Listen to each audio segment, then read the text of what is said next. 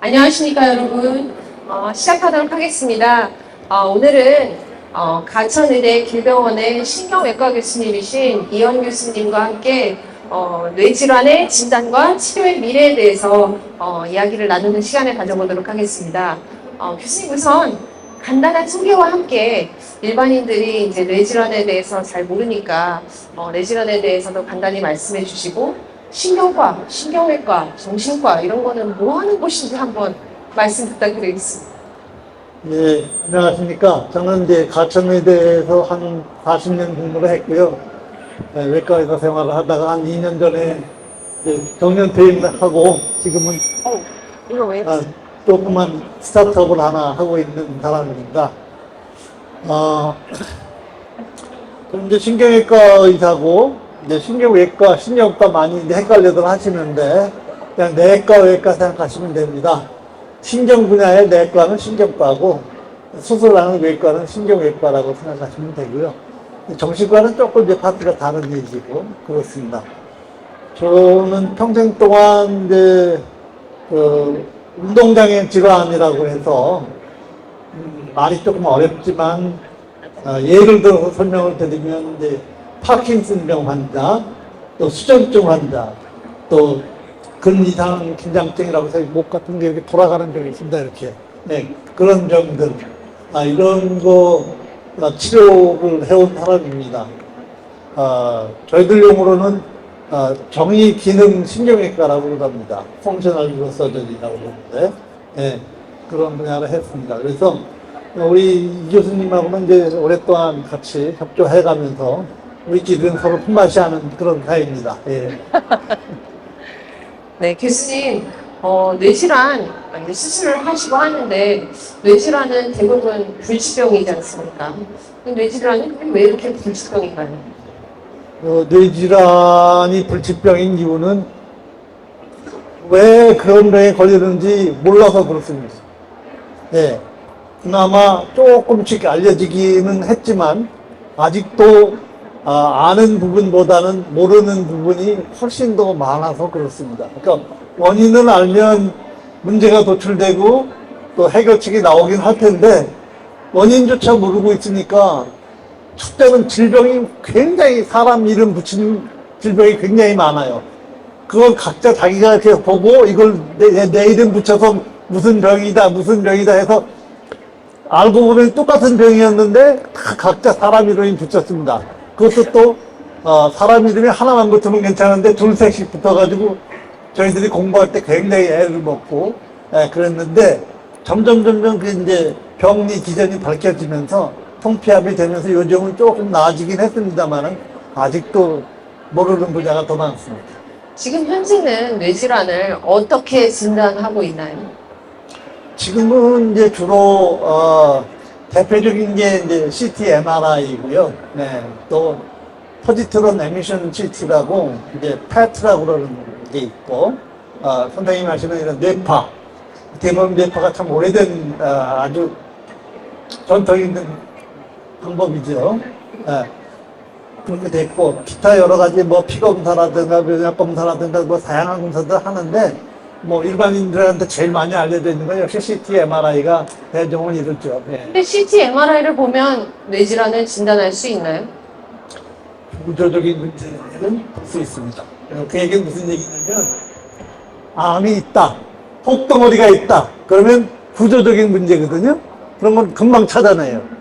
그런데 찍어봤는데 아무 이상은 없는데 구조적으로 이상한 병이 굉장히 많습니다. 신경질환에. 그런 것들은 진단이 잘 안 됩니다. 예. 대표적인 질환 중에 하나가 전간증입니다. 예. 경련도 찍어보면 MRI, CT상에 아무것도 없는데도 막 발작하고 하는 경우 굉장히 많습니다. 예. 파킨슨 치매, 아이고, 소리가 안 납니다.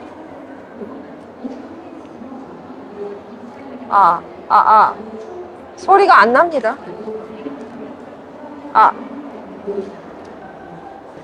드셔서 그러시면 안 나요, 소리. 다른 걸로 준비해서. 죄송합니다. 마이크가 소리가 안 납니다, 지금. 하나씩 교대교대 네. 말씀하신 것처럼 뇌 질환을 진단하는데 사실 대표적으로 MRI, CT 이런 걸 찍는 걸 생각하시는데 구조적인 문제만 발견할 수 있다고 하셨잖아요. 그러면 실제로 뭐 치매, 파킨슨 이런 것들도 다 MRI 찍고 보이나요? 이제 파킨슨경이나 치매나 최근에 와서 이제 포지트론 에미션 CT 때문에 조금 구별이 되긴 합니다. 근데 MRI도 뭐 어거지로 보면 미드브레인이라고 이제 중뇌 쪽에 조금 이상이 발견되긴 하는데 그것도 아주 고해상도 CT, 7 테슬라 이상에서 좀 보이고 그런 어떤 기능적인 문제는 CT MRI가 거의 기능을 못합니다. 실제로 뇌질환은 대부분 뇌 기능에 이상이 오는 건데 기능을 측정하는 방법은 현재 없다는 말씀이신데 지금 현재는 기능을 측정하기 위해서는 무슨 일을 하나요? 기능을 측정하기 위해서 뭐 온갖 일을 다 하는데요. 대표적인 게 이제 펑셔널 MRI를 줄 수 있고요. 예, 그 다음에 이제 포지트론 에미션 CT가 그나마 조금 커버를 하는데 턱없이 부족합니다. 왜냐하면 이제 뇌 질환이 되게 뇌가 이제 굉장히 큰 사실 뭐 이렇게 보면 요만하죠, 요만한데 이 안에 어마어마한 세포가 얽혀 있고 어마어마한 그 기관입니다. 이게 그 기관의 기능을 제대로 이벨레이션 한다는 게 보통 기술 가지고 또 보통 컴퓨팅 파워 가지고 되는 일이 아니에요. 그래서 이제까지는 엄두를 못 내왔는데 이제 최근에 이 뉴로매치 같은 것들이 그런 거에 아주 도전을 하는 아주 신선한 느낌으로 의사들한테는 다가옵니다. 그래서 실제로 이제 뇌 기능을 진단하기 위해서는 대부분 이제 문지표 같은 거를 작성하시잖아요. 그런데 그런 진단으로 인해서는 아주 정확한 진단을 하기 어렵잖아요. 그러면 수술을 하시는데 어떠한 애로사항이 있으신지? 이 문지표가 중요하지 않은 건 아니고요. 문지표가 중요하긴 한데 그걸 가지고 알 수 있는 정보가 지극히 제한이 됩니다. 문진표는 뭐 어떻게 보면 병원에 가면 그냥 의뢰 문제는 하잖아요. 예.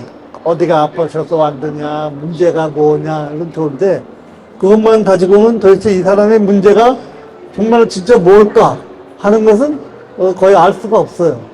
물론 기회적으로 알 경우는 있기는 하지만, 모르는 경우가 대부분인데, 그러면 조금 더 나은 툴이 필요합니다. 지금 이제 뉴로매치 같은 것은 의사의 입장에서 왜 굉장히 임팩트 있게 다가오냐면 이거는 기능을 알려줘요. 근데 기능을 그냥 기능만 알아갖고는 안 돼요. 기능을 안다는 게 조금 풀어서 설명을 드리면 이 뇌라는 건 하나의 컴퓨터라고 생각하시면 맞습니다. 예. 하나의 컴퓨터인데 컴퓨터가 어떻게 작동을 하는지는 분명한 회로 같은 게 다 있어요. 뇌도 마찬가지입니다. 이게 뇌도 부위마다 기능이 다 다르고 섹션이 나눠져 있습니다. 쥐만 해도 434개인가요? 쥐가. 인간은 더 복잡할 거고 사실은 아직도 모르는 섹션과 기능이 수없이 많을 텐데 어쨌거나 그 나눈 기능, 지금 알고 있는 기능조차도 서로 간의 인터랙션이 어떻게 되는지 연결이 어떻게 돼서 어떻게 작용을 하는지 알지를 못합니다. 그걸 알아야 이제 병을 치료할 수가 있는데 이 선생님이 뉴로매치라는 것을 만들어가지고 비로소 간질 같으면 이 병이 어디서부터 출발이 돼가지고 어디로 전달이 돼서 어떻게 퍼져서 어떤 결과를 만들어내는지를 알 수 있게 됐습니다. 그러면 의사가 치료할 때 어떤 치료 판단을 내릴 때 어떤 약을 쓸까? 어떤 수술을 할까? 어디를 수술할까? 어떻게 약을 조합할까? 도수는 얼마나 쓸까? 하는 판단 기준을 만들어줬어요. 그래서 이건 대단히 의의가 있다고 생각합니다. 이제 마이크를 받았습니다. 그러면 좀 더 구체적으로 지금까지의 수술의 어려움에 어떤 것들이 있었고 어떠한 미래를 예상하시는지 한 말씀 더 부탁드리겠습니다. 이제 과거에 이제 제가 처음 이제 레지던트를 마치고 이제 임상을 할 때는 뇌를 파괴를 했습니다. 파괴술.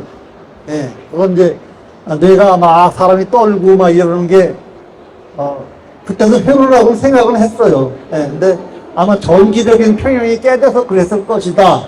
그렇게 짐작은 하지만 보이는 건 하나도 없었어요. 보이는 거 없이 그렇게 이론적으로 추론을 해내고 완전히 짐작으로 그러면 여기를 파괴를 하면 균형이 맞을 것이다 해서 파괴를 시켰더니 정말로 성공을 했어요. 그래서 저도 파괴술을 몇천 예를 수술한 사람입니다. 근데 나름 굉장히 효과가 좋았어요.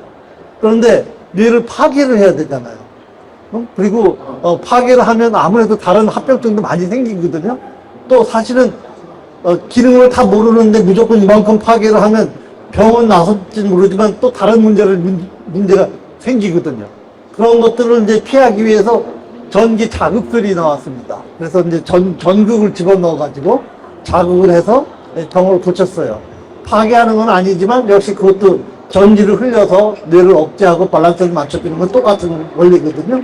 그렇게 수술을 하다가 이제 점점 사람이 이제 뭐 보면 말 타면 정마다 피고 싶다고 자꾸 욕심이 생기거든요. 이걸 좀 더 정교하고 환자한테 피해가 없이 병만 깨끗하게 낫게 할 수 있는 방법이 없을까 하고 연구를 많이 하고 있는데 약이고 수술이고요. 아직까지 택도 없이 모자란데 뉴로매치 때문에 의사들이 이걸 이용하면은 엄청나게 많은 과거에는 상상도 못할 일을 할 수 있을 것 같아요. 예를 들면 우리 뇌 질환이 다 조금 전문적인 얘기를 잠깐 드리면 단백질 문제거든요. 미스폴딩 프로테인이라고 그럽니다. 구조가 잘못된 단백질이 문제를 많이 일으켜요.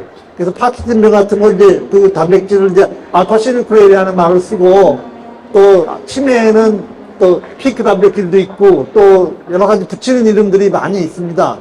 그런 단백질들이 어느 순간에 생겨가지고 없어지질 않고 자꾸 엉겨 붙어서 뭐 유의소체 이런 말씀 많이 들었을 거예요. 그런 소체를 만들고 그 소체가 아주 신경 기능을 마비를 시키다 못해 나중에는 신경 자체를 아예 죽여버립니다. 그런 일들을 그냥 속쓰는 책으로 당하고 있었는데 뉴로매치 때문에 앞으로 제가 이걸 이용하면은 수술 자리도 잘 정하고 또 수술을 해서 이걸 수술하는 게 문제가 아니거든요. 수술하고 나서 전기적인 조절을 파라미터를 조절을 많이 해줘야 돼요. 근데 그 조절을 이거 보고 하면은 훨씬 더 정교하게 해줄 수 있어요. 지금은 그냥 내가 막 올렸다 내렸다 하면서 그냥 맞는 걸 최적화되는 인위적으로 그냥 찾았거든요. 그러면 시간도 많이 걸리고 환자도 힘들고 의사도 힘들고 그랬습니다. 근데 이거 하면 얼마나 시간이 걸렸나요? 지금까지 그런 일을 하는 그건 사람마다 다른데요. 어떤 사람은 운 좋게 수술하고 나서 그런 한 방에 파라미터 조정이 필요 없는 사람도 있어요. 근데 그건 럭키한 경우고 어떤 몇 달씩 하는 사람도 있습니다. 네. 그 영영 안 되는 사람도 있어요. 네. 그렇게 힘들게 수술을 선생님도 하시고 환자도 받았는데 영영 안 되면 정말 너무나 속상하고 힘든 일이죠. 그렇죠. 그런데 저는 이제 그 수술하고 나서 이걸 찍으면 이게 왜 안 되지? 하는 문제가 풀릴 것 같아요. 그러면 그 파라미터를 요걸 좀 올리고 요걸 좀 내려야 되겠구나 하는 그런 판단 기준이 생길 것 같아서 굉장히 기대가 큽니다. 들여다보면서 하면 아무래도 그거는 알수 있겠네요. 수술뿐만이 아니고 약도 마찬가지예요. 파킨슨병이라는 게요. 환자마다 다 증상이 다르고 다 사정이 다릅니다. 아까 인공지능 말씀하셨는데 인공지능의 위력은 그겁니다. 그 하나하나를 개인화해서 적용할 수 있어요. 엄청난 데이터가 필요하고 뭐가 필요했었어요. 과거에는. 근데 이런 게 있으면 아주 손쉽게 최적화해서 이 사람한테는 요약을 선택을 하는 게 좋겠구나. 그 결과 보고 아니네. 그러면 요약 사서 요약을 하면 더 좋을까 하면 괜찮네. 이런 판단을 즉시 시기적절하게 적용을 할 수 있으니까 환자한테 적당한 약과 적당한 도수를 찾아주는데 시간이 엄청나게 단축될 것 같고 그러면 환자는 훨씬 더 돈도 덜 들고 편해집니다. 손쉬워지죠. 맞춤형 치료에 대해서 중요한 말씀을 해주셨는데 지금까지는 맞춤형 치료 사실 어려웠죠. 어려웠습니다. 왜냐하면 네. 그걸 다 일일이 개인 맞춤형을 하기에는 의사가 너무 부족합니다. 네. 너무 부족하고요. 또 의사가 많은들 그건 감당할 수가 없어요. 그렇게 네. 개개인 맞춤형 치료를 해주기가 어렵습니다. 그래서 그냥 퉁쳐서 네. 크게 봐가지고 그래서 그렇게 보통은 얘기했죠. 그냥 아 이런 환자분은 이렇게 예, 치료한다 그렇게 했죠. 예. 이런 방법으로 하셨는데 그럴 수밖에 없어요. 그 의사가 성의가 없어서 그런 게 아니고 네. 그럴 수밖에 없었습니다. 네. 하지만 이런 기술들을 가지고 맞춤형으로 했을 때 어떠한 결과를 기대하시는지 한 말씀 해주십시오. 예. 그 개인화가 되거든요. 개인화가. 그러면 어떤 일이 있을 것 같아요. 왜냐면 제가 아까 이 기계가 가장 위력적인 게 저는 뭐라고 생각하냐면 이게 움직일 수 있어요. 저기 모자 쓰고 지금은 라인이 달려 있잖아요. 이렇게 라인이 달려 있는데 저 라인 없애는 건 이미 나왔습니다. 그래서 저 라인만 없어지면 저렇게 모자를 저런 비슷한 걸 쓰고 생활을 할 수가 있어요. 그러면 24시간 감시가 가능합니다. 그러면 약을 먹으면 그 약에 대한 반응이 실시간으로 의사한테 보여요. 물론 의사가 본다고 다 대응 못하죠. 근데 의사 역시 AI 어시스턴트를 쓰면 실시간으로 대응을 할 수 있습니다. 뉴로벤치 어시스턴트. 예. 그렇죠. 예. 그러면 실시간 대응이 가능해지면 자, 환자 용량이 약이라고 치면 약 용량도 실시간으로 달라져야 돼요. 오늘 아침에 하나를 먹었는데 점심 때는 걸러도 되겠네. 저녁 때는 두 알 먹어야 되겠네. 이렇게 완전히 치료 방식이 달라질 겁니다. 그걸 기대합니다. 그러면 환자 치료 효과는 훨씬 더 좋고 아마 약도 모르긴 몰라도 훨씬 덜 먹어도 될 것 같습니다. 말씀 주신 것처럼 사실 뇌질환은 여러 가지 뭐 이렇게 카테고리로 구별하긴 하지만 똑같은 치매, 똑같은 파킨슨이어도 다 다릅니다. 그렇기 때문에 그런 것들을 지금까지는 한 가지로 치부했다면 개인별 맞춤형으로 할 수 있다는 중요한 말씀 주셨고요. 그래서 이제 진단과 치료에 있어서 가지는 의미에 대해서 말씀을 주셨는데 다른 한편으로는 예방에도 의미가 있을 것 같습니다. 네. 뇌의 기능을 이제 건강검진을 통해서 측정을 해서 위험 요소들을 파악하는 것의 의미에 대해서 한 말씀 해주셨으면 좋겠습니다. 아주 중요한 말씀 하셨는데요. 요즘 뭐 프리벤티브 메디슨이다, 퍼스널라이즈 메디슨이다, 뭐 정밀의학이다 이런 여러 가지 말을 쓰는데 최근에는 프로액티브 메디슨이라는 말을 많이 씁니다. 그게 이제 한국말로 번역하면 사전 대응 의학입니다. 사전 대응. 그러니까 사후에 뭐 하겠다는 게 아니라 병 나기 전에 대응을 하자. 특히 뇌질환은요, 나타나는 건 뭐 50 넘어서 나타나는지 모르지만 그 병의 시작은 한참 전부터 시작한 거거든요. 몇십 년이 됐을 거라고 짐작을 해요. 젊은 나이부터 시작했는지도 몰라요. 그것이 차차차차 쌓여서 50대, 60대, 70대에 발현을 하는 것 뿐이지 병의 시작은 한참 전이기 때문에 사실은 한참 전에 발견을 해서 사전 대응을 하면 훨씬 더 디지즈 코스를 마일드하게 만들거나 좋게 하거나 낫게 해줄 수 있어요.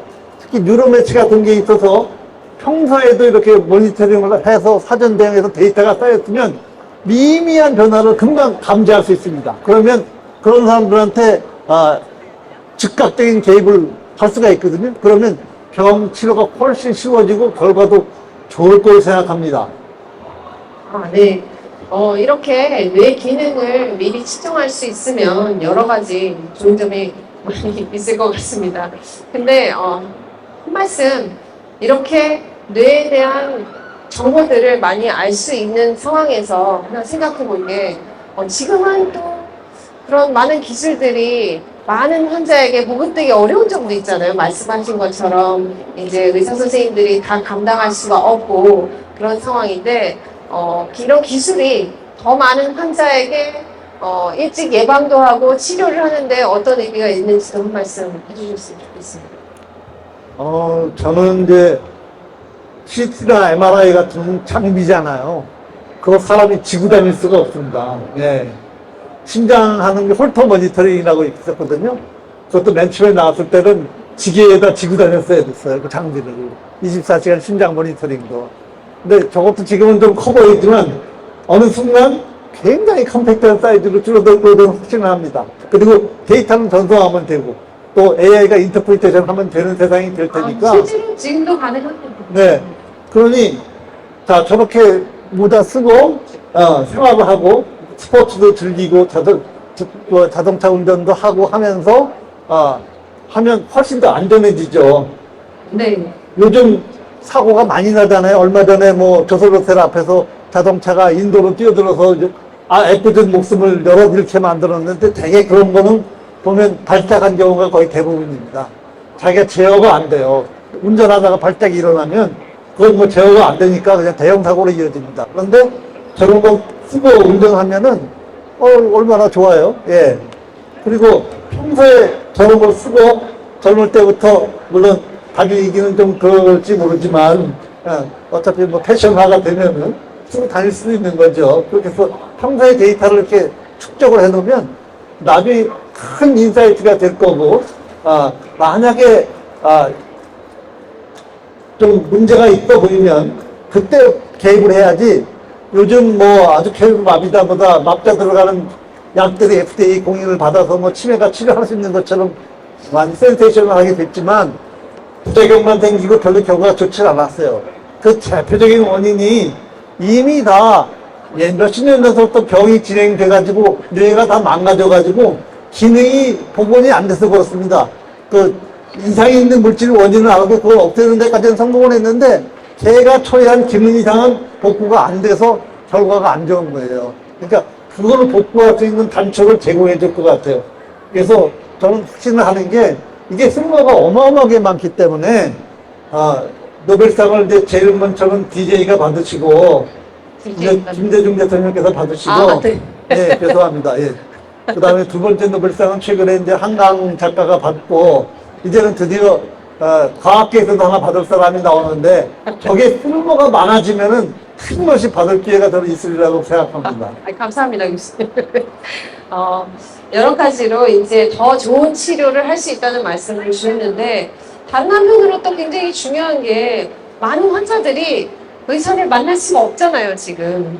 뭐, 의료 환경이 열악한 환경에 있는 환자들의 문제도 있는데, 그런 환자들을 어떻게 이런 솔루션을 통해서 또 이런 자동화된 솔루션에서 도울 수 있을지.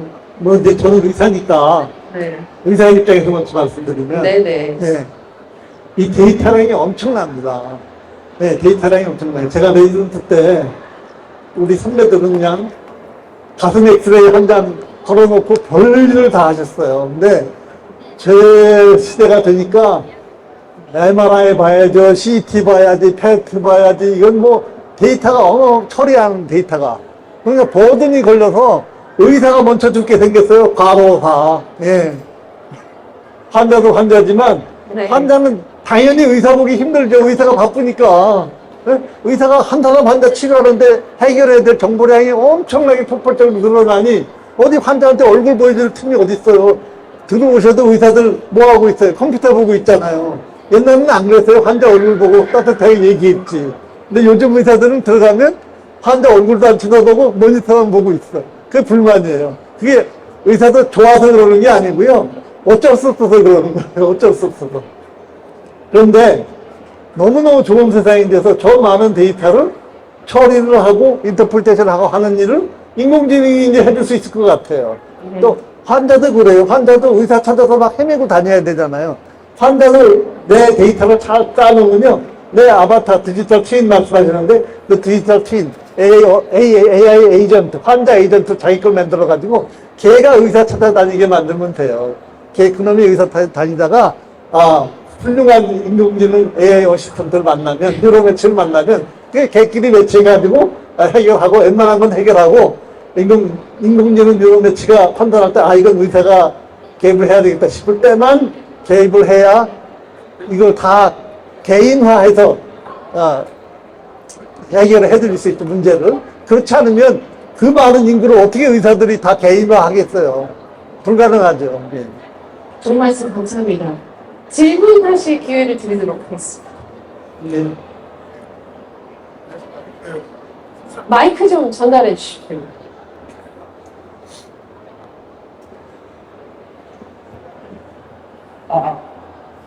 제가 질문 맞습니다. 피지疾병 중에서 갑작스럽게 이상세가 나타나게 되는 보행동조 증상, 프리즈 오브 게이트라는 것을 대해서 저기 뉴로매치가 어떻게 좀 적용이 가능한지가 궁금하고요. 두 번째는 대구 오피스가 엘비스 오피스가 있는 걸로 알고 있습니다. 제가 사실 지원하고 싶은데 그게 채용 프로세스가 어떻게 되는지가 또 궁금합니다. 체험 프로세스. 네. 아, 네. 정원철 의사하고 드릴게요. 네네. 예. 그 프리징 문제는 또 이제 어프 문제는 굉장히 환자한테 고통을 주는 문제이긴 합니다. 근데 일반적으로 뉴로매치는 그 컴퓨터라고 생각하시면 돼요. 예.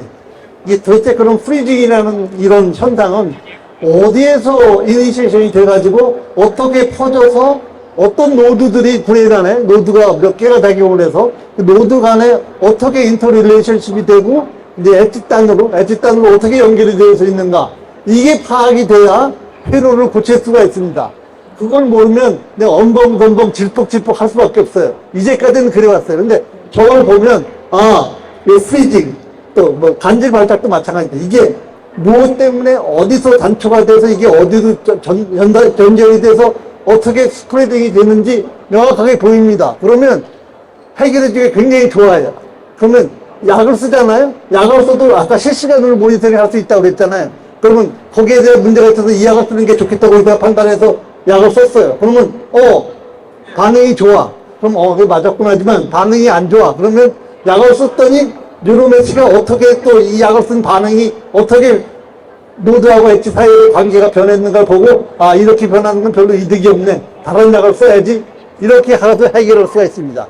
그러니까 문제가 도출되고 데이터가 있고 문제가 도출하고 거기에 따른 로직을 만들고 로직에 따른 액션을 할 수 있게끔 해주는 게 뉴로매치라고 생각하시면 됩니다. 좋은 답변 감사합니다, 교수님.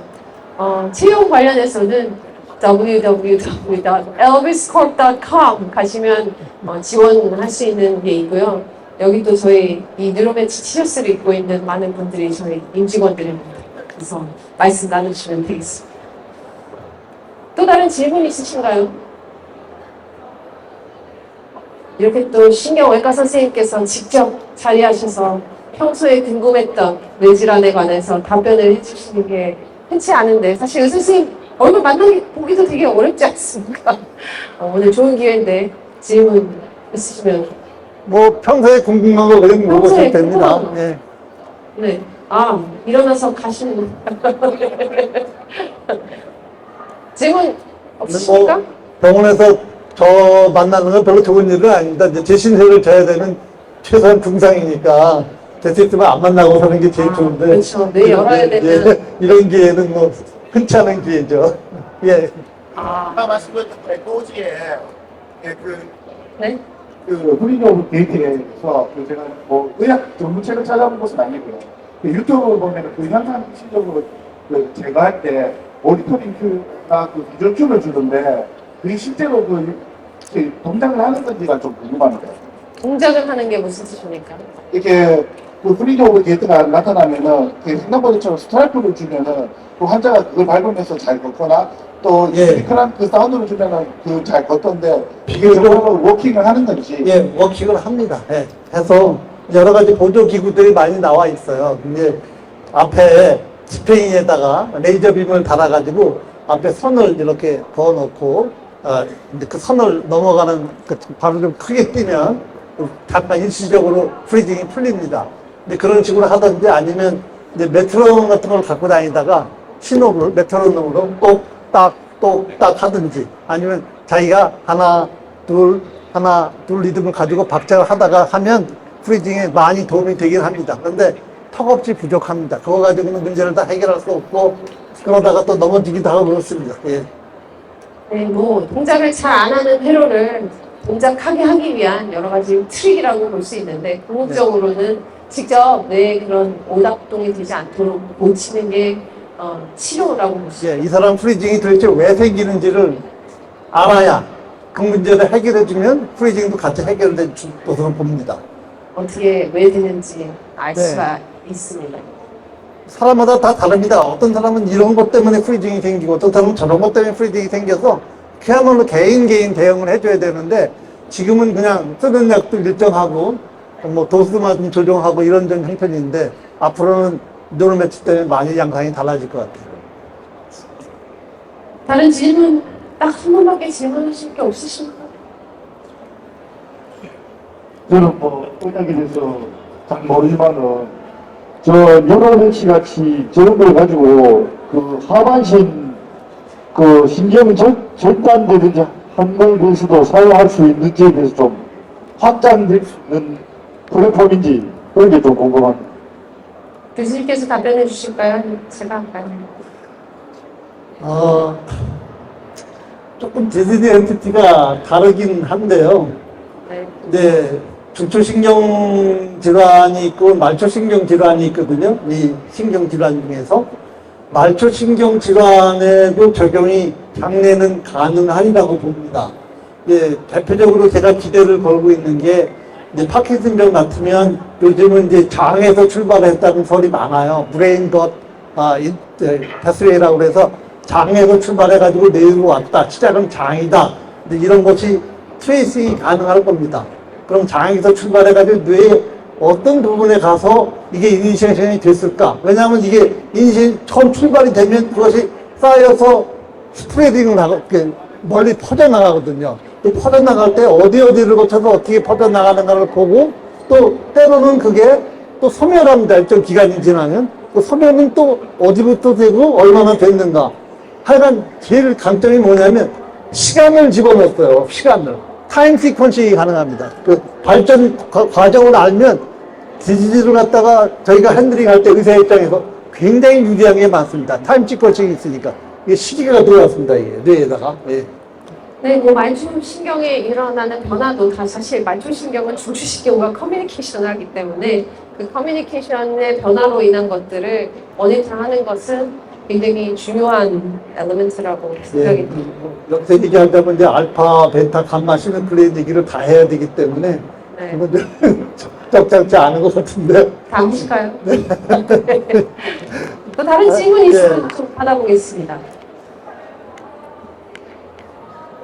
뇌 열어야 되는데 아니고는 만날 수 없는 신경외과 교수님께서 답변해드립니다. 질문이 하나도 없으세요? 뇌에 관해서? 부끄러워하지 마십시오. 아무 질문이나 다 괜찮습니다. 질문 있으세요? 질문이 있으신 것 같아서 계속 쳐다보고 계십니다, 저를. 질문, 마이크 드리십시오. 2001년도 하반신 마비가 응급 수술 받았어요. 네. 응급 수술 받았는데 지금 회복이 돌아오는데 왼쪽 이런데 약간 신경이 도달 안 해가지고 그러는데 앞으로 뭐 저는 연구해가지고 완벽하게 전이가 신경이 전달되가 잘 걸을 수 있을까? 왜 마비가 오셨는지 원인을 도출하고 해결책을 마련해 드릴 수 있는 세상이 오기는 할 겁니다. 왜냐하면 이제 다쳐가지고 절단이 난 거 말고 아까 말씀드린 그런 미스폴딩 프로테인이 말초신경에 또 관련되어 있는 놈들이 많이 있거든요. 그래서 저희들이 지금 현재 말초신경병으로 고칠 수 있는 병이 거의 없어요. 근데 그런 병들도 고칠 수 있는 날이 올 것으로 생각하기 됩니다. 그리고 우리들이 그냥 간과하는 별것 아닌 증상들도 그것도 사실은 다 원인이 있는데 모를 뿐이거든요. 그런 거 하나하나 다 세밀하게 다 알 수 있고 아마 가까운 장래에 사람들이 전부 저거 쓰고 다니는 날이 오지 않을까 저는 그렇게 생각하는데요. 네, 저희가 회사의 그 슬로건이 See the Invisible입니다. 보이지 않는 것을 보이게 하라. 보이지 않는 문제는 해결할 수가 없습니다. 근데 뇌질환은 지금까지는 여러 가지 마비가 왔건 어떻게 됐건 그런 문제들을 볼 수가 없었기 때문에 해결하기가 어려운데 저희가 설사 여러 가지 질환에 대해서 그런 볼 수 있는 툴들을 만들어서 계속 공급할 예정입니다. 그러면 보이는 문제는 생각보다 해결하기가 쉽습니다. 그래서 아마 그런 것들을 차차 해결해 나갈 수 있을 거라고 생각이 듭니다. 오일뿐만이 아니라 저렇게 연결 관계와 타임 시퀀스가 같이 나오면 아주 의욕적이 됩니다. 우리 박 선생님 혹시 질문 있으세요? 다음 질문 있으시면 네. 네, 반갑습니다. 저는 경남 창원에서 왔는데 오늘 이제 전시회 둘러보다가 지나가는 길에 여기 이제 잠시 두 분 대담하는 거를 들었는데 이진영 교수님은 의사이시거든요? 아닙니다. 의사는 아니시고 네. 그러면 저는 전자공학자입니다. 전자공학자. 네. 그러면 이 지금 이 연구를 하게 된 배경 자체가 네. 뭐 어떤 연구에서 연구를 시작하게 됐는지 그걸 제가 앞부분을 못 들어서 그런지 그 얘기는 안 했습니다. 예. 그런데 여러분 중에 가족 중에 뇌질환 같은 거 있는 분들이 있으시죠? 네, 가족이나 친구 중에 내가 아는 사람 중에 뇌질환 있는 사람이 아무도 없다 이런 분은 아마 없으실 거예요. 굉장히 많거든요, 뇌질환 환자가. 근데 저도 저희 외할머니가 뇌졸중으로 쓰러지셔가지고 전 전자공학 박사를 했는데 박사를 마친 무렵증에 쓰러지셨어요. 근데 주변에 나한테 닥치는 내가 풀어야 되는 문제가 되기 전까지는 사람이 그렇게 관심을 많이 가지질 않습니다. 근데 저는 그때 딱 보고 저는 의사도 아니고 사실 뇌질환에 대해서 그때까지는 한 번도 생각해 본 적이 없었어요. 뇌에는 관심이 많았습니다. 왜냐면 공부를 맨날 해야 되는데 공부를 제가 많이 했거든요. 그래서 공부하는데 어떻게 하면 조금만 공부하고 잘할 수 있을까? 이거 맨날 생각해서 사실은 뇌에 대해서 그런 쪽으로만 관심을 가졌지 뇌 질환에 대해서 정말 한 번도 생각을 안 해봤는데 저희 외할머니가 이렇게 하루 만에 딱 뇌졸중으로 쓰러지셔서 반신불수가 되시는 걸 보고 또 반신불수가 되셨는데 병원에 갔더니 하는 게 재활치료였거든요. 재활치료는 안 되는 거를 될 때까지 그냥 팔다리 올려보는 게 그게 재활치료 아니겠습니까? 그래서 그렇게 12년 동안 병상에 계시다가 돌아가셨는데 전자공학자로서 제가 잘하는 게 있지 않습니까? 전자공학과 뇌과학이 아무 관계가 없는 것 같지만 굉장히 밀접한 관계가 있어요. 왜냐하면 뇌는 전기로 신호를 주고받는 전기 회로이기 때문에 그래서 똑같이 전기 회로인데 뭐가 문제 있는지 보고 나서 전기 신호가 제대로 안 가는 거 고치면 되는 게 그게 바로 뇌질환 치료가 아닐까 생각해서 제가 많은 분들한테 찾아가서 여쭤봤어요. 이거 그렇게 하면 되는 거 아니에요? 왜 안 합니까? 그랬더니 뭔가 안 하긴 하는데 뭐 왜 안 하는지 잘 모르겠다고 했어요. 제가 한번 해봐야겠다 해서 하게 됐습니다. 제가 이진영 교수한테 감탄한 거는 이진영 교수가 연구한 지가 벌써 15년이 넘었는데 요즘 개념으로 요즘 뭐 LLM이다 AI다 하는 개념으로 보면 뭐 그렇게 생각할 수 있어요. 네. 근데 15년 전에는 전혀 상황이 달랐습니다. 그런 생각은 굉장히 어떻게 보면 좀 발칙한 생각이었을지도 모르겠어요. 근데 그런 생각을 과감하게 하고 그런 연구에 뛰어들었다는 게 15년 전에 어떻게 그런 생각을 했지? 이런 생각을 또 감탄할 때가 제가 많습니다. 제가 좀 발칙합니다. 질문. 네. 저는 잘 모릅니다. 저는 모르는데 그냥 관심 있어서 잠시 앉아서 들었는데도 아직도 모르겠습니다. 제가 관심을 안 하게 제 탓입니다. 아니요, 제가 일반인 더 잘하도록 하겠습니다. 저기 앉아 계시는 머리에 뭔가 장치를 하고 앉아 계시는데 실제로는 저희들이 만약에 환자의 입장에서 병원을 방문하게 될 것 같습니다. 네. 그렇다면 이제 환자의 입장에서는 저 기구를 착용했을 때 나한테 어떤 영향을 미치고 제가 어떻게 작동되는지 그런 것들이 궁금하거든요. 네, 그러면, 좋은 질문이시죠. 네, 그러면 저는 이제 아까 의사 선생님께서 말씀하셨듯이 이제 원인을 찾고 치료법을 찾아주신다 하셨는데 제가 만약에 이제 쓰러졌거나 그랬을 경우에 저 기부를 이렇게 병원에 가서 이제 활용을 할 수 있지 않습니까? 그렇게 됐을 때 실제로 나한테 어떻게 적용되는지 그래서 이제 이 결과가 어떻게 나타나는지 컴퓨터에 보니까 레파워도 보이는데 저희들은 뭐 뭔지를 모르고 있으니까 그래서 잠시 그런 부분을 설명 좀 듣고 싶습니다. 네. 일단 제가 먼저 엔지니어로서 설명을 해드리고 의사 선생님께서 다시 한번 말씀을 드리겠습니다. 지금 앉아있는데 나한테 어떤 영향이 있냐? 아무 영향도 없습니다. 전혀 인체에 무해합니다. 그래서 뭐 엑스레이나 CT를 찍는 거는 사실은 아이나이징 레디에이션이 있기 때문에 그건 자주 찍으시면 안 됩니다. 하지만 뇌파는 그냥 전기적 신호를 여기다 전극을 얹어서 찍는 거기 때문에 하루 종일 매일매일 찍어도 아무 상관이 없습니다. 그런 것이고 환자로서 뿐만 아니라 사실은 평소에도 내가 나의 건강 상태를 체크하기 위해서 지금 내 뇌 건강이 어느 정도인지 잘 알고 계신 분 아마 아무도 없으실 겁니다. 나 여기서 왜 이렇게 깜빡깜빡하지? 뭐 이럴 수도 있지만 그게 과연 정말 문제가 있는 건지 아닌지 알 수가 없죠. 그래서 뇌 기능을 측정하면 그런 것들을 알 수 있기 때문에 평소에 건강검진을 하셔도 되고 또 실제로 쓰러져서 병원에 가시면 그럼 이제 수술을 하거나 뭐 약을 투여하거나 뭔가를 해야 되는데 의사 선생님이 그런 걸 하시기 위해서는 뭐가 문제인지를 알아야 되지 않습니까? 그러면 뇌 기능에 어떤 부분에 이상이 왔는지 지금은 할 수 있는 게 뭐 MRI나 CT를 찍는 건 할 수 있지만 그거 일단 굉장히 오래 걸리고 힘듭니다. 근데 그거를 하는 데 있어서도 해서 알 수 있는 게 어디가 구조적으로 잘못됐네 이렇게 뇌종양이 있다든지 물체가 잘못된 건 볼 수 있지만 기억력이 감퇴됐거나 뭔가 기능에 이상이 생긴 것들은 지금의 기술로는 하나도 볼 수가 없습니다. 그래서 직접 기능에 어떠한 이상이 있는지를 보고 그걸 바탕으로 어떻게 치료해야 될지 결정을 할 수 있는 그런 도구라고 생각하시면 될 것 같습니다. 어떻게 좀 이해가 되셨나요? 오늘 저기 머리에 골비가 있어서 무슨 정기적인 자극을 가하는 줄 알았습니다. 아닙니다. 그거는 그냥 측정을 하는데 사용하는 도구고요. 전혀 한 왼쪽에 쓰고 계셔도 괜찮습니다. 다른 질문은 또 있으십니까? 의사 선생님의 답변을 안 들었습니다. 네. 이제 저것을 평소에 내 데이터를 축적을 좀 해놓으면 내 자신에게 아주 소중한 재산이 됩니다. 그래서 내가 어떤 문제가 생기기 전에 아까 제가 사전 대응을 말씀드렸잖아요. 사전 대응을 할 찬스를 갖게 되고 그게 제일 첫 번째 좋은 이유고 두 번째는 내가 문제가 생겼을 때 문제를 어떻게 문제 해결을 해서 접근을 할 것인가가 의사한테 굉장히 많은 도움을 줄 수 있습니다. 그 다음에는 이제 저게 앞으로는 신약 개발이나 뭐 새로운 약을 만들거나 새로운 수술 기구를 만들거나 할 때 굉장히 도움이 많이 될 겁니다.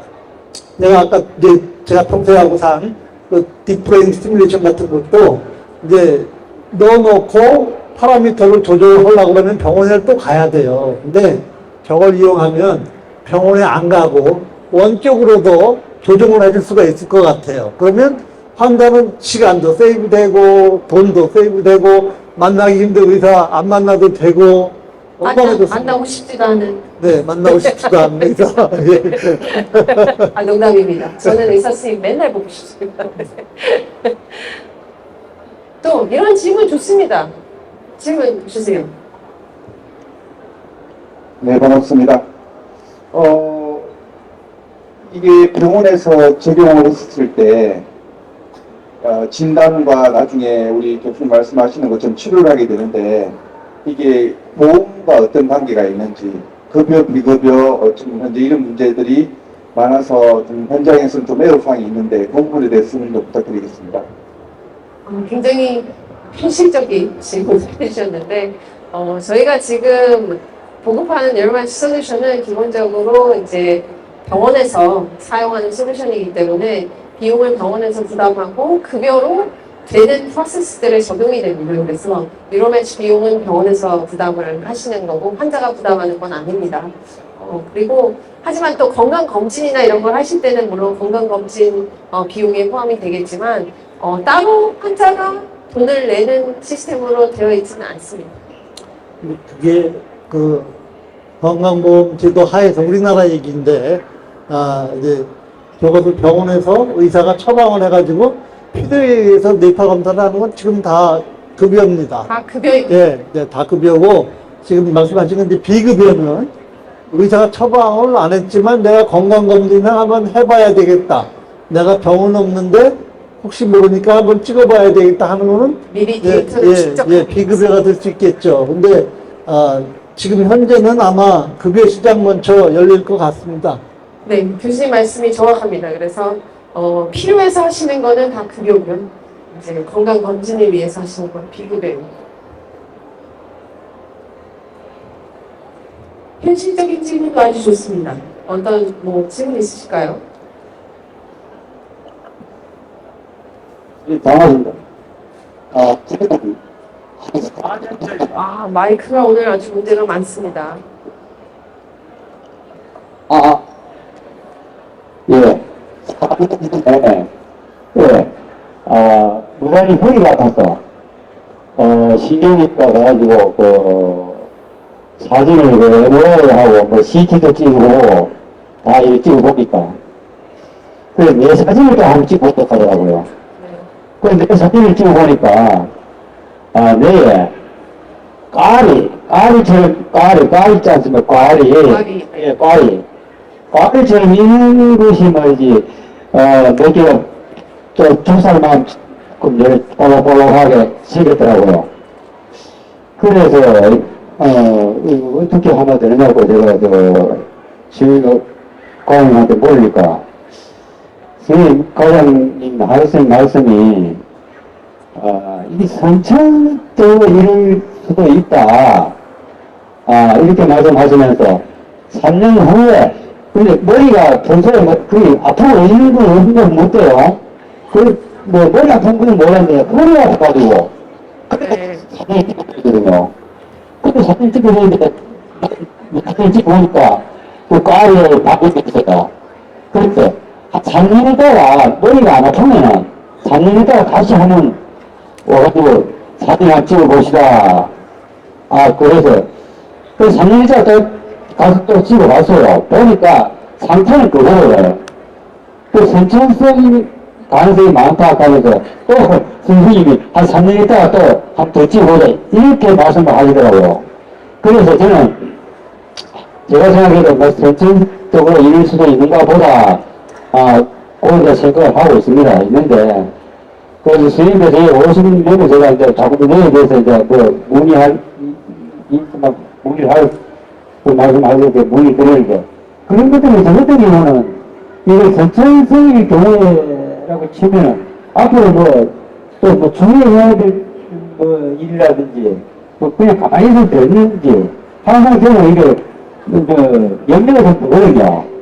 또 3년이다 또 가서 사진 한번 찍어볼 텐데, 이거 앞으로 제가 어떻게 조심을 해야 될지 이게 좀 궁금합니다. 거기에 대해서 좀 말씀을 좀 해주세요. 그렇게 선생님을 만날 수 있는 기회를 충분하게 이용하고 계십니다. 네, 좋은 네, 말씀. 뇌동맥류라는 병인 것 같습니다. 이제 애뉴리즘이라고 그러는데요. 굉장히 위험한 병은 맞습니다. 굉장히 위험하고, 네. 사진 찍어놓은 게 있거든요. 선생님께 한번 보여드리겠습니다. 사진한 거. 네, 구체적으로는 네, 지금 진단하는 자리는 아니라서 공개적으로 진단해드리는 중. 네, 네. 알겠는데요. 네, 똑같은 그리고 병입니다. 이거 맞죠? 네. 네, 근데 저게 문제는 뭐냐면 자꾸 커져요. 자꾸 부풀어 오릅니다. 풍선 생각하시면 됩니다. 풍선 처음에는 잘 안 부러지지만 한번 불어서 부풀어 오르기 시작하면 자꾸 부풀어 오릅니다. 그런데 한없이 부풀어 오르지 않고 어느 정도 부풀어 오르다가 어떻게 돼요? 빵 하고 터집니다. 그러면 이게 동맥이기 때문에 피가 그냥 용솟음 칩니다. 그런데 장소가 뇌 한복판이거든요. 뇌 한복판에서 동맥 피가 쏟아져 나오면 결과를 참담합니다. 그래서 선생님도 3년마다 찍어보자고 했을 거예요. 근데 3년 있다 찍어봐도 하나도 크기가 안 변했으니까 그냥 내버려 두는 거예요. 왜냐하면 저걸 하려면 또 위험한 일을 해야 되거든요. 뇌를 열고 수술은 위험하죠. 클립이라든지 빨래찍기 같은 걸 잡아놓던지 아니면 이 동맥을 통해서 위로 올려가지고 코일이라는 걸, 백금 코일을 안에다 해서 그 꽈리를 메꿔주는 수술을 해야 되는데 둘 다 위험성이 있어서 괜히 멀쩡한데 건드렸다가 괜히 사람 잡을 일 있을까봐 되게 그렇게 위험해 보이지 않는 것은 좀 기다려 봤다가 전혀 변하지 않으면 다음에 또 오라고 그래서 그때 또 확인하고 해야 되는데 반드시 정기적으로 확인을 해서 커지나 안 커지나는 확인하고 사셔야 됩니다. 안 그러면 이제 열고 수술하셔야죠. 참 여기서 또 알 수 있는 교훈은 미리미리 자신의 데이터를 축적해 놓는 것이 매우 중요하다는 예, 것입니다. 매우 중요하죠. 예, 예. 미리미리 축적을 해 놔야 어떤 판단 기준이 있습니다. 또 건강에 관한 관심 있으신 거 질문해 주셔도 좋습니다. 질문 있으신가요? 시간이 10분밖에 안 남았는데 10분 안에 날이면 날마다 오는 기회가 아닙니다. 질문 있으시면 주시기 바랍니다. 네, 용기를 또 내주셨습니다. 네, 저는 궁금한 게 아까 무료 매체를 통해서 뇌 기능을 추적할 수 있고 알 수 있다고 하셨는데 저희가 아까 말씀하신 것처럼 일반인들이 미리 건강이 걱정돼서 내 건강 상태를 알기 위해서 건강검진을 만약에 한다면 이 뇌파 검사를 하고 나서 저희는 검사 결과에 대해서 어떻게 이제 결과를 받을 수 있는 건가요? 뭐 어떤 부분에서 지금 기억력이 떨어져 있다, 뭐 상태가 떨어져 있다, 뭐 이렇게 결과를 받을 수 있는 건가요? 제일 중요한 거는 내 뇌 상태에 베이스라인이 딱 생깁니다. 내가 20살 때 찍었더니 내 뇌는 이런 상태였었다. 그게 기본이 딱 되고, 근데 21살 때 찍어봤더니 약간 체인지가 있는데, 기억력 관련 기능이 좀 떨어졌다. 이런 거 알지? 이건 무시해도 될 정도다. 그러면 또 다음에 또 찍어봤더니 또 이상한 변화가 있는데 이게 의미가 있을까? 이런 것들을 판단하는 기준이 되거든요. 근데 기준이 없으면 어느 순간에 한번 딱 찍은 걸 가지고 이게 과거에는 어땠는데 이렇게 된 건지 원래 그랬던 건지 알 길이 없죠. 그래서 제일 중요한 건 데이터의 기준선이 딱 생기는 것. 그 다음에 아까 평생 쓰고 다니면 더 좋습니다. 계속 매일매일 데이터가 쭉 쌓이고 그 기준에서 조금 바뀌면 바로 알죠. 그러면 바로 알면 의사들한테 어사인을 줄 수가 있어요. 너 환자 아무개가 지금 이런 변화가 있으니까 한번 들여다봐라. 그러면 지금은 인공지능이 다 알아서 그 의사한테 딱 소식이 갑니다. 그러면 보고 내가 관리하는 아무개 환자가 이런 이상이 있었네. 그러면 전화를 드려가지고 한번 병원에 방문하셔가지고 체크업을 다시 한번 해봅시다. 이렇게 해줄 수 있는 거거든요. 그게 사전 대응이에요. 예? 그 얼마나 좋습니다. 그렇게 하면 많은 사람이 목숨을 살릴 수 있고 치명적인 어떤 아까 반신복수 이런 거 면할 수 있는 어떤 기본이 되는 겁니다. 그게 그 이상 더 좋은 일이 어디가 있겠어요.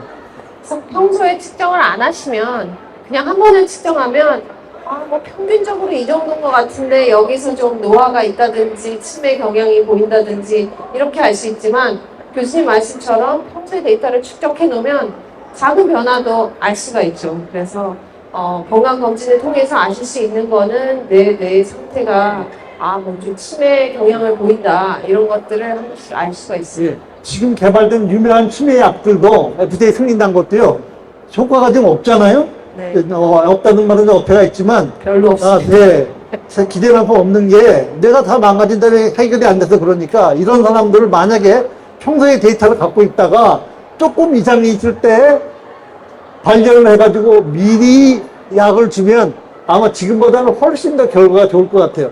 그런 약들이 많이 있습니다. 그러니까 disease modifying drug라고 하는 말을 쓰거든요. 그러니까 지금까지는 파킨슨병 약 같은 뭐 레보도파다 이런 건 다 어떻게 보면 대응하는 약이에요. 증상을 풀어주는 약인데 질병 자체를 모디파이해서 개선을 하는 그런 약들은 이제 막 임상시험하고 개발되고 있어요. 그런 약들이 아마 뉴로매치하고 서로 매치가 될 때 엄청난 시너지를 발휘할 것으로 생각이 됩니다. 왜냐하면 그런 약들을 미리 쓸 수 있거든요. 젊은 날에. 20살 때부터 치매 조짐이 보이면 미리 그런 약들을 쓰면 나중에 치매가 훨씬 늦게 걸리거나 안 걸리거나 할 수 있는 거거든요. 죽기 전까지 안 걸리면 치매는 아무 문제가 안 되는 병이에요. 네. 죽기 전까지 안 걸리시기를 기원드리겠습니다. 또 다른 질문. 시간이 아주 조금밖에 안 남았습니다. 이렇게 평소에 궁금하셨던 거 아무거나 물어보셔도 됩니다. 계속 열심히 듣고 계셨는데 질문 없으십니까?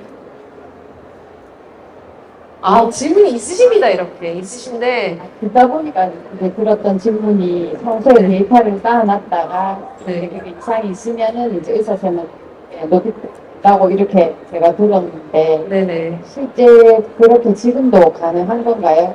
네, 사실 저희가 건강검진센터에 11월부터 사용 가능하시게 됩니다. 그러면 제가 그 정확한 현황을 몰라서 그런데 지금 저희가 아직 실감적으로 이제 뉴로매치가 쓰이는지를 사실은 잘 모르겠는데 이게 저희가 이렇게 피부에 와닿을 만큼 어느 정도 상용화되는 게 지금 어느 정도의 단계가 와 있는지 좀 그게 궁금합니다. 네, 굉장히 좋은 질문이신데요. 저희가 이 솔루션을 10년에 걸쳐서 만들었는데 상용화를 시작한 거는 몇 주 정도밖에 안 됐습니다. 근데 여름부터 저희가 10개 대형 병원에서 이제 서울대, 연대, 삼성 아산, 그리고 또 6개 모든 대구시에 있는 종합병원에서 저희가 이 솔루션들을 사용하는 사업을 시작을 했습니다. 뿐만 아니라 또 상용화의 결과로 이제 건강검진센터에도 11월에 지금 옆에 앉아 계신 분이 설치를 할 예정입니다. 뭐 상용화하고 또 기술적인 것하고는 조금 좀 결이 다른 얘기라서 이제 내가 말씀드린 그런 서비스가 원활하게 되기 위해서는 여러 가지 또 풀어야 될 숙제들이 많이 있습니다. 제도적인 문제, 또 돈을 얼마나 지불할 것인가, 누가 지불할 것인가, 이런 문제가 다 해결이 돼야 그런 서비스가 사전 대응을 하고 살면 세상이 네. 올 겁니다. 굉장히 중요한 말씀이신데 이제 그렇게 환자들이 사용할 수 있게 하려면 돈은 누가 내야 되고 어떻게 보급을 해야 되고 하는데 저희가 지금 보급을 하기 위해서 대형 병원에서는 치료를 하기 위해서 필요하기 때문에 대형 병원에 저희가 솔루션을 넣고요. 건강검진센터에는 이제 여러분이 평소에 검진을 할 수 있도록 저희가 집어넣는 일을 하고 있고 거기서 이제 대형 병원에서는 직접 돈 내실 일은 없고 아파서 그런 거니까 건강검진센터에서도 이렇게 하지만 또 다른 한편으로는 또 많은 분들이 활용을 할 수 있게 하려면 또 직장 내에서 직장에서 이런 것들을 권장하고 이렇게 할 수 있도록 또 많은 업체들과 기업인들과 우리 회사에 있는 임직원들을 이제 뇌 건강 관리를 해줘야겠다. 이런 것들을 또 프로그램을 저희가 만들고 있습니다. 많은 기업들과 그리고 또 보험사들과 함께 이런 뉴로매치 검사를 할 수 있는 보험 체계를 만들어서 좀 환자분들이 부담 없이 더 자주 할 수 있도록 하는 그런 시스템을 만들어 나가고 있습니다.